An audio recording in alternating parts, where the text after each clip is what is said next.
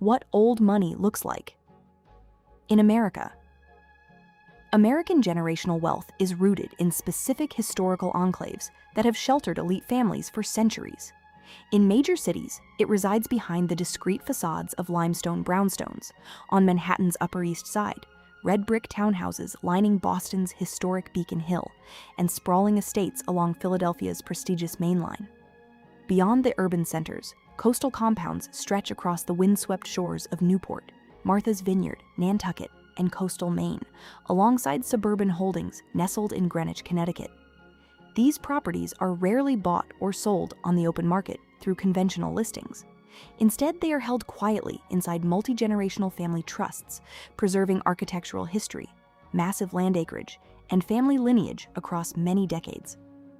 Inside these estates, the interior environment deliberately prioritizes lineage, continuity, and time-tested craftsmanship over modern design trends.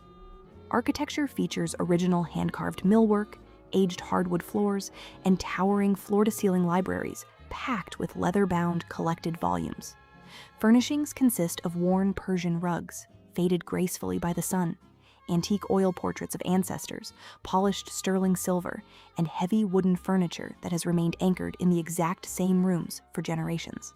Maintenance and careful restoration always take priority over remodeling, preserving the authentic historical character of the home.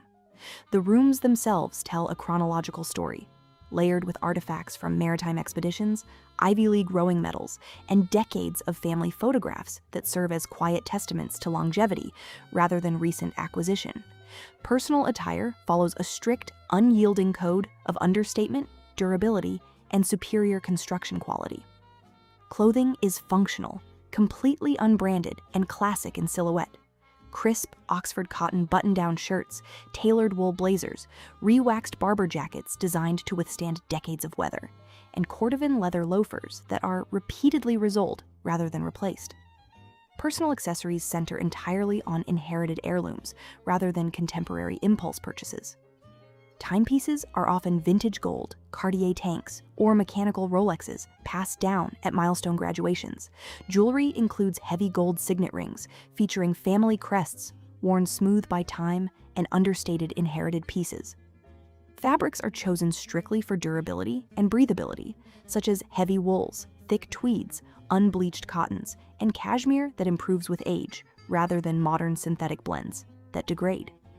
Social structure is built through a well-defined insular institutional pipeline that begins in early childhood. Secondary education takes place at historic New England boarding schools, such as Phillips Academy Andover, Phillips Exeter, and Deerfield Academy. This rigorous academic path transitions naturally into Ivy League universities and select, highly selective liberal arts colleges. Outside of academics, social life revolves around private institutions, country clubs, exclusive yacht clubs, and grass court tennis clubs, where membership requires strict lineage verification or multi-generational sponsorship. Within these networks, family reputation is the ultimate currency, and entry is heavily guarded against outsiders through rigorous vetting committees and unwritten membership bylaws. Leisure activities are centered entirely around coastal tradition, outdoor heritage, and quiet sports. Summers are spent exclusively in private family compounds along the Atlantic coastline.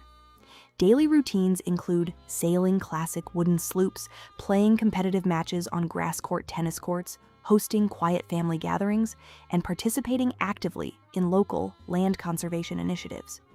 Travel patterns remain remarkably consistent, with families returning to the very same historic summer communities year after year without deviation. Winter months often shift toward private alpine retreats in New England or secluded Swiss chalets, intentionally avoiding bustling commercial tourist hubs in favor of privacy and solitude. Social interaction is governed by an unyielding etiquette centered on absolute discretion and modesty. Conversation strictly avoids financial matters, personal income, net worth, and professional titles.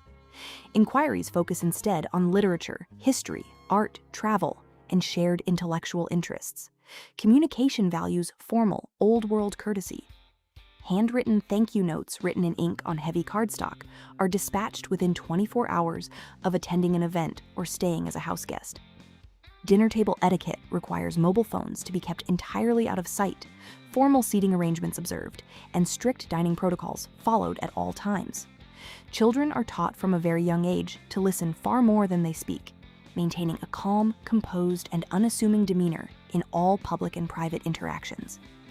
Financially, wealth is managed through private family offices, complex trusts, and legal structures designed specifically to protect and preserve capital across multiple generations. Public giving is channeled through private family foundations and university endowments, funding higher education, art museums, historic preservation societies, and ecological land trusts. Rather than seeking public recognition through prominent naming rights on commercial skyscrapers or stadiums, philanthropy is directed quietly toward long-standing cultural institutions and conservation efforts that protect the natural landscapes of their historical strongholds. In the modern digital landscape, the defining characteristic remains complete and uncompromising personal privacy. A public social media presence is either entirely non-existent or heavily restricted to private, closed networks. Locations are never geotagged, real-time movements are kept strictly undisclosed, and private family life is kept entirely out of the public domain. Status is defined by quiet permanence, invisibility, and structural legacy. Ultimately, this entire lifestyle completely rejects the fast-paced, loud consumption of the modern world, choosing instead a deliberate, unchanging rhythm that values history far above attention. Modern digital culture constantly showcases rapid wealth, loud branding, and fleeting online trends. Yet the enduring power of American generational wealth lies precisely in its intentional refusal to engage with this noise.